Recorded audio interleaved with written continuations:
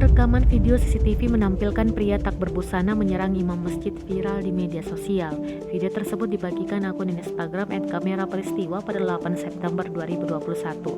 Dalam keterangan video, pria itu menyerang imam masjid yang sedang salat di Masjid Nurul Ikhlas di Cilegon, Banten.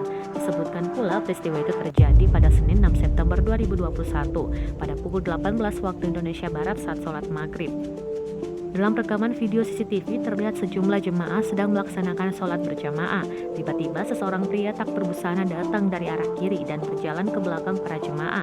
Tampak pula pria tersebut telanjang dada dan hanya mengenakan celana dalam. Ia berjalan memutar dari belakang ke kanan menuju mimbar tempat imam masjid salat berdiri. Hingga akhirnya ia berhasil menghampiri imam yang memimpin sholat tersebut. Beruntung aksi tersebut dilihat jemaah yang sigap menangkap pria tersebut. Para jemaah lainnya pun memutuskan beranjak dari sholat dan membantu menangkap pria tak berbusana itu. Dalam keterangan dijelaskan saat melakukan penyerangan, pria tersebut sembari berteriak. Ia berteriak menantang setiap muslim untuk melawannya. Pada saat kejadian, pria tak berbusana menyerang imam itu langsung diamankan masyarakat sekitar. Disebutkan dalam keterangan, pria tersebut bernama Eko Saputro 35 tahun. Eko adalah warga Kelurahan Jombang Wetan, Kecamatan Cilegon, Banten. Ia melakukan penyerangan kepada imam bernama Ustadz Idris di Masjid Nurul Ikhlas. Dalam keterangan juga dijelaskan konfirmasi kepada anggota unit Intel Kodim 0623 Cilegon, Letnan 2 Infanteri Kalinos.